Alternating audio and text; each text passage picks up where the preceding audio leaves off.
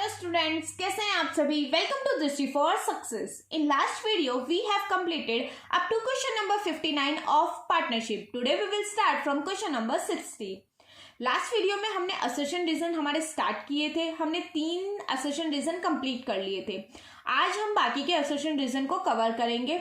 इससे पहले ये 4 क्वेश्चंस हैं, इनके आंसर आप खुद से एक बार आपकी कॉपी में लिख लो वीडियो को पॉज करके, और फिर आंसर चेक करो कि आपके आंसर्स और जो मैंने आंसर बताए वो मैच करते हैं, कि आपने असर्शन रीजन इजीली करना सीख लिया क्या।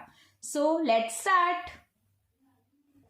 तो हमारा क्वेश्चन नंबर 60 है। क्वेश्चन नंबर 60 में क्या कहा है, a minor may become a partner with the consent of all the partners. क्या माइनर पार्टनर बन सकता है? किस माइनर बिल्कुल पार्टनर बन सकता है, लेकिन कब पार्टनर बन सकता है? जब सारे पार्टनर्स हाँ बोल दें, सारे पार्टनर्स एग्री हो जाए तो माइनर पार्टनर बन सकता है। तो ये बिल्कुल सही है। Next, a minor partner can share profit and losses as per the agreement but is not liable to pay the debt of the partnership firm। क्या कहा है, minor partner profit and losses share करता है but date पे करने की minor partner की liability नहीं होती। तो ये भी बिल्कुल सही है। माइनर पार्टनर जब मेजर बन जाएगा तब वो डेट में हिस्सा लेगा या डेट पे करेगा, बट जब तक वो माइनर रहता है तो उसकी डेट पे करने की कोई लाइबिलिटी नहीं होती। बिल्कुल सही है। अब उसका एक्सप्लेनेशन है या नहीं है। फर्स्ट में हम बोल दें, डज अ माइनर में become a partner with the consent of all the partners. तो इसका आंसर क्या होना चाहिए, यस एंड नो, इसमें होना चाहिए था। बट नीचे तो क्या कहा है, नीचे दूसरी चीज कह दी, दूसरी कैरेक्टरिस्टिक दे दी माइनर की। क्या माइनर की कैरेक्टरिस्टिक्स ही ना, कि माइनर सभी पार्टनर्स के कंसेंट पे पार्टनर बन सकता है। Second, minor profit and losses में हिस्सा ले सकता है बट वो डेट के लिए लाइबल नहीं होता। तो ये सारी तो कैरेक्टरिस्टिक बता दी। तो फर्स्ट का असर्शन का रीजन नहीं है यार, ये दोनों ही कैरेक्टरिस्टिक्स हैं। तो इसका आंसर क्या हो जाएगा, B. Both A and R assertion and reason are true but R reason is not correct explanation of the assertion। ठीक है। नेक्स्ट क्वेश्चन है क्वेश्चन नंबर 61। 61 में क्या कहा है, the fix capital method is better as compare to the fluctuating capital method. बिल्कुल, fix capital method better होता है फ्लक्चुएटिंग कैपिटल मेथड के कंपैरिजन में। कैसे बेटर होता है, क्योंकि फिक्स में हमारी कैपिटल एक बार फिक्स होती है एकदम से। एडिशनल कैपिटल या कैपिटल को विड्रॉ करते हैं उसी का एडजस्टमेंट होता है। बाकी जो भी एडजस्टमेंट होते हैं वो हम किस में करते हैं, करंट अकाउंट में करते हैं। बट फ्लक्चुएटिंग कैपिटल मेथड में क्या होता है, कैपिटल हमारी बार बार फ्लक्चुएट होती है। तो fix capital method is better as compare to fluctuating capital method. तो ये बिल्कुल सही है। Next, a capital of a partner is fixed and all the transaction is recorded in the current account. इसमें कहा है कि कैपिटल जो होती है पार्टनर की फिक्स होती है और बाकी जो भी ट्रांजेक्शन होती है वो हम क्या करते हैं, करंट अकाउंट में रिकॉर्ड करते हैं। ठीक है, तो क्या होगा, ये तो सही है। अब मैंने बोला था, तुमने उसको एग्री कर लिया, बिल्कुल नहीं होता ऐसा। क्या होता है, fix capital method is better as compare to fluctuating capital method. तो नहीं, ये बिल्कुल गलत होता है।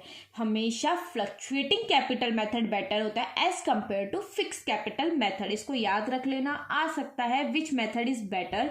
तो fluctuating capital method is better as compare to fix capital method. Easy to बनाना हमारे लिए वो इजी होता है। सारी ट्रांजैक्शन एक ही अकाउंट में आ जाती है और सभी का जो भी होता है ट्रांजैक्शन फ्लक्चुएशन वो एक ही अकाउंट में हम कर लेते हैं।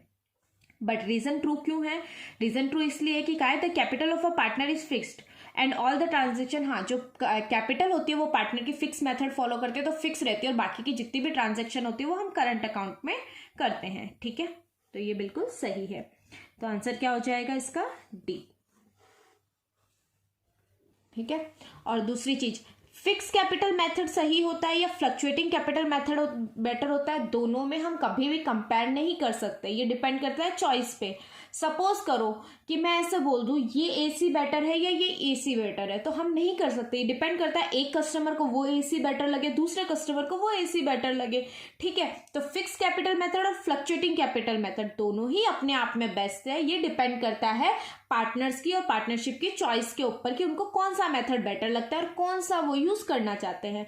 तो हम कभी भी फिक्स कैपिटल मेथड और फ्लक्चुएटिंग कैपिटल मेथड में कंपैरिजन नहीं कर सकते। एग्जाम में क्वेश्चन आ जाए, ध्यान रखना, both are equally better, we can not compare between both of them.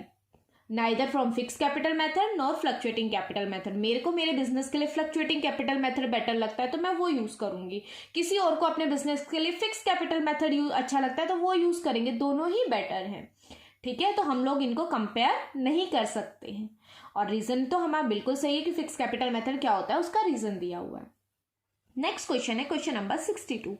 The interest on drawing is recorded in the debit side of current account when fix capital method is followed. पहली बात तो interest on drawing क्या current account में record करते हैं जब fix capital method use करते हैं? बिल्कुल, फिक्स कैपिटल मेथड यूज करते हैं तो हमारे दो अकाउंट बनते हैं, कैपिटल अकाउंट और करंट अकाउंट। कैपिटल अकाउंट में हम कैपिटल से related like introduction of capital, additional capital या विड्रोवल ऑफ कैपिटल ये रिकॉर्ड करते हैं। और करंट अकाउंट में हम interest on capital, drawing, salary ये सब रिकॉर्ड करते हैं। तो सबसे पहली बात तो ये चीज बिल्कुल सही दी हुई है कि interest on drawing current account में रिकॉर्ड करते हैं। अब ये देखना है डेबिट साइड रिकॉर्ड करते हैं या क्रेडिट साइड रिकॉर्ड करते हैं। तो कल भी मैंने तुम्हें ये चीज बताई थी, जैसे P&L एप्रोप्रिएशन अकाउंट बनाते हैं हम, P&L एप्रोप्रिएशन अकाउंट बनाते हैं तो ये डेबिट साइड होता है, ये क्रेडिट साइड होता है। क्रेडिट साइड में यहाँ आता है इंटरेस्ट ऑन ड्रॉइंग।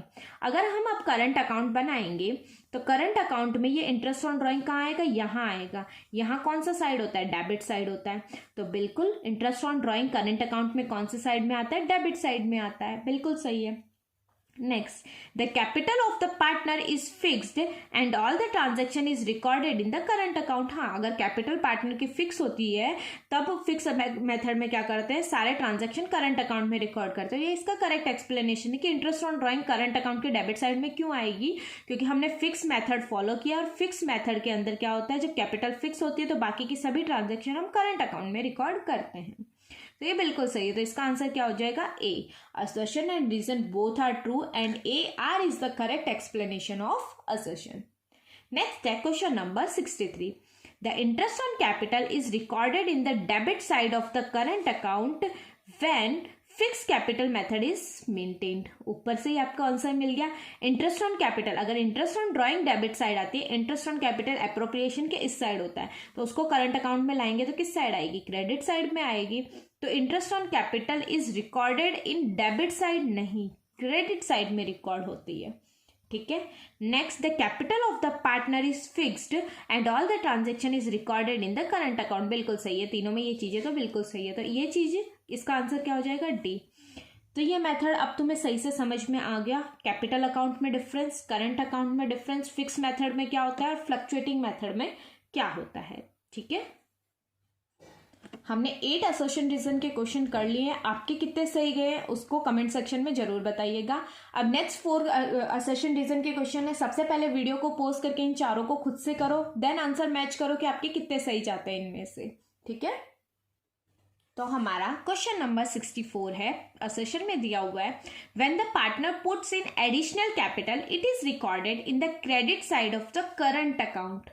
पहली बात हिंट दे दी कि फिक्स मेथड है या fluctuating method. Current account, current account किस में बनता है? जब हम फिक्स कैपिटल मेथड फॉलो करते हैं तब करंट अकाउंट बनता है। ठीक है, When the partners put in additional capital, it is recorded in credit side of the current account। पहली बात, जब भी फिक्स कैपिटल मेथड हम फॉलो करते हैं, इसकी हिंट हमें मिली है करंट अकाउंट, क्योंकि current account only fix capital method में बनाया जाता है, फ्लक्चुएटिंग कैपिटल मेथड में ओनली कैपिटल अकाउंट बनाया जाता है। ठीक है, तो उसको हम जब भी एडिशनल कैपिटल करते हैं उसको कैपिटल अकाउंट में रिकॉर्ड करते हैं, ना कि करंट अकाउंट में। तो ये तो साफ पता चल रहा है रॉन्ग। और जब भी हमें पता चल जाता है असर्शन रॉन्ग है तो आंसर डी हो जाता है, हमें साफ पता है। लेकिन फिर भी एक बार रीजन पढ़ लेते हैं। Current account records all the transaction related to the interest on capital, drawing, commission to partner, etc. when the capital is to remain fixed। बिल्कुल सही। अगर यहाँ पे कैपिटल अकाउंट होता तो ये इसका रीजन भी सही होता कि करंट अकाउंट में हम interest on capital, drawing, commission और ये चीजें रिकॉर्ड करते, कमीशन टू पार्टनर्स, जब हमारी कैपिटल फिक्स होती है। तो बिल्कुल सही है, तो इसका ऑप्शन क्या हो जाएगा? डी। नेक्स्ट है question number 65। Profit and loss appropriation account shows the correct profit earned by the firm। क्या कहा है? P&L appropriation account shows the correct profit earned by the firm। हाँ, P&L appropriation में अब फर्म ने कितना profit earn किया correctly हमें पता चल जाता है। The net profit is adjusted after taking into account the interest on capital, interest on drawing, salary, commission paid to the partners in the P&L appropriation account। बिल्कुल, net profit बाद में हम जो पार्टनर्स को डिस्ट्रीब्यूट करते हैं वो कब आता है, जब हम इन पार्टनर्स को कैपिटल दे देते हैं, उनके इंटरेस्ट ऑन ड्राइंग ले लेते हैं, उनसे सैलरी दे देते हैं, कमीशन दे देते हैं पार्टनर्स को, उसके बाद जो प्रॉफिट बचता है वो नेट प्रॉफिट होता है जो हम एडजस्ट करते हैं या जो हम पे करते हैं पार्टनर्स को। तो बिल्कुल सही है। तो ये दोनों क्या है, इसके करेक्ट एक्सप्लेनेशन। ये R is the correct explanation of assertion. कैसे, पहले में कहा है कि P&L appropriation account shows the correct profit. हाँ, करेक्ट प्रॉफिट क्यों बताता है, क्योंकि हम interest on capital, interest on drawing, salary, commission सब पार्टनर्स को देने और लेने के बाद जो प्रॉफिट बचता है वो हमें एग्जैक्टली पता चल जाता है। तो इसका आंसर क्या हो जाएगा, ए। नेक्स्ट है question number 66।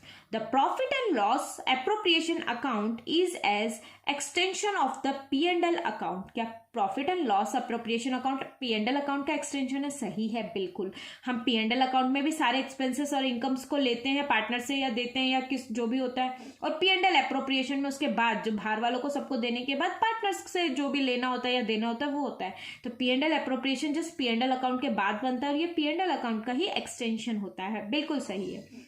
P&L appropriation account starts with the net profit as found in the profit and loss account. P&L appropriation account कहाँ से स्टार्ट होता है? सबसे पहले जो P&L अकाउंट में जो नेट प्रॉफिट होता है उसी को हम यहाँ ट्रांसफर करते हैं और उसी के बेसिस पे हम क्या करते हैं, एप्रोप्रिएशन को स्टार्ट करते हैं। तो बिल्कुल सही है, इसीलिए तो इसका एक्सटेंशन कहा जाता है। P&L में से जो प्रॉफिट या लॉस आया उसको अप्रोप्रिएशन में से ट्रांसफर करते हैं तुरंत ही और फिर आगे के एडजस्टमेंट करते हैं। तो इसका एक्सटेंशन क्यों है ये भी बता दिया।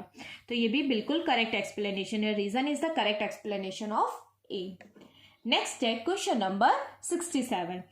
Profit and loss appropriation account is only prepared when there are certain adjustment related to partnership. हाँ, P&L एप्रोप्रिएशन अकाउंट कब बनाएंगे, जब पार्टनरशिप से रिलेटेड कुछ एडजस्टमेंट होंगे, यानी पार्टनर्स को इंटरेस्ट ऑन कैपिटल देना होगा, कमीशन देना होगा या पार्टनर से ड्राइंग लेनी होगी, तभी हम P&L एप्रोप्रिएशन अकाउंट बनाते हैं। बिल्कुल सही है।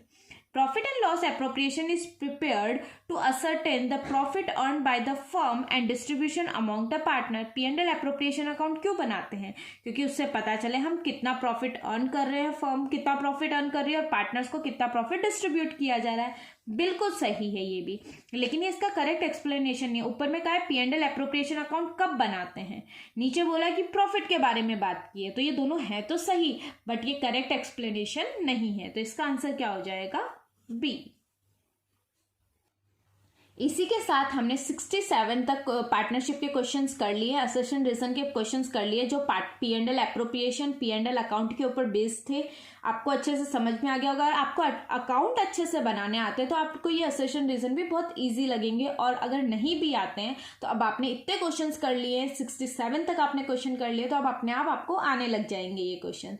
So thank you for watching the video and keep learning. All the best for exam. अगर चैनल को सब्सक्राइब नहीं किया, सब्सक्राइब जरूर कर दीजिएगा, जिससे आगे आने वाले सभी वीडियो आपको मिलते रहें। और अब एग्जाम के हमने जैसे बुक नंबर 3 पूरी कंप्लीट करी है, उसके बाद पार्टनरशिप कंप्लीट करेंगे, फिर कंपनी के कुछ क्वेश्चंस हमने कर लिए हैं, कुछ रह गए हैं, उनको कवर करेंगे। So till that keep learning.